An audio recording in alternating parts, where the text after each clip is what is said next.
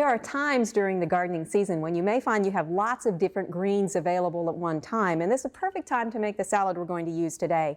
Having a mixture of greens gives you a mixture of textures, a mixture of flavors, and it also adds a lot of different colors to a salad. We're also going to do something a little differently than I've usually done in the past, and that we're going to use meat in this dish. We're going to have a beef salad.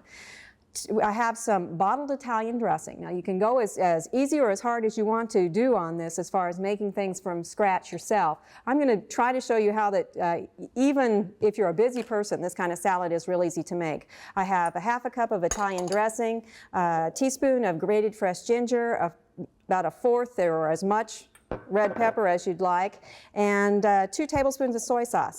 Shake that together. Have some meat ready already sliced for stir frying, and you can either do that yourself or have your butcher do it.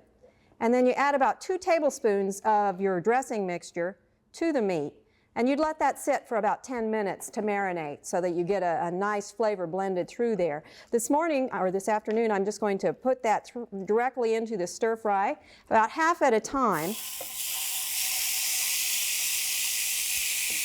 Now, one of the interesting things about this salad is that the original recipe called for regular Italian dressing.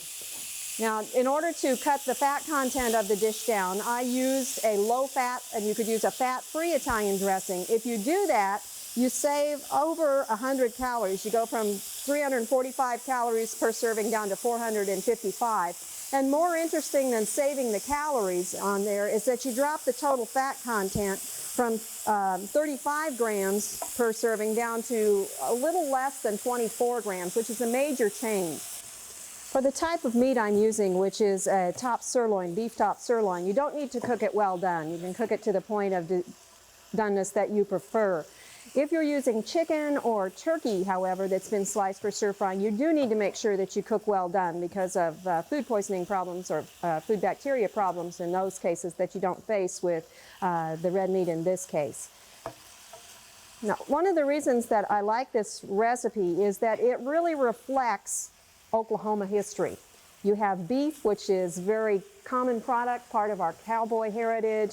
You also have the heritage of many other groups who've come to settle in Oklahoma.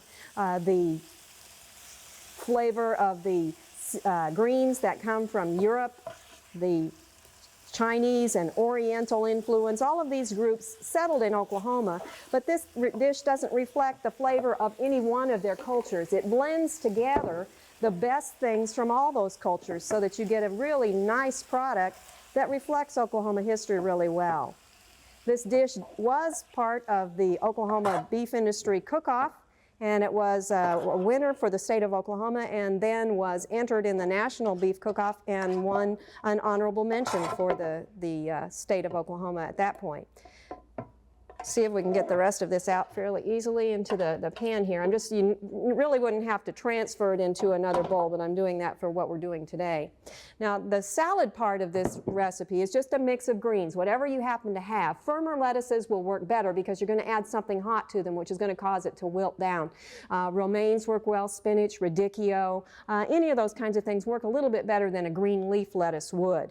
To that, we're going to add some shredded carrot. And if you're buying it in the store, you can save time, spend a little money, but save some time by buying the carrots already shredded. Half a cup of roasted peanuts to that. And then we add the meat. And some more of the sauce. Now, if you don't like a lot of dressing on your salad, the amount you add at this point is up to you. Toss that around a little bit. You may want to save it and pass it later on.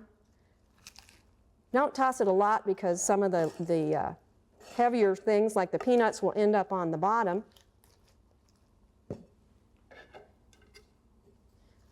This dish is extremely nutritious. It's got almost 200% of the vitamin A that you need for a day.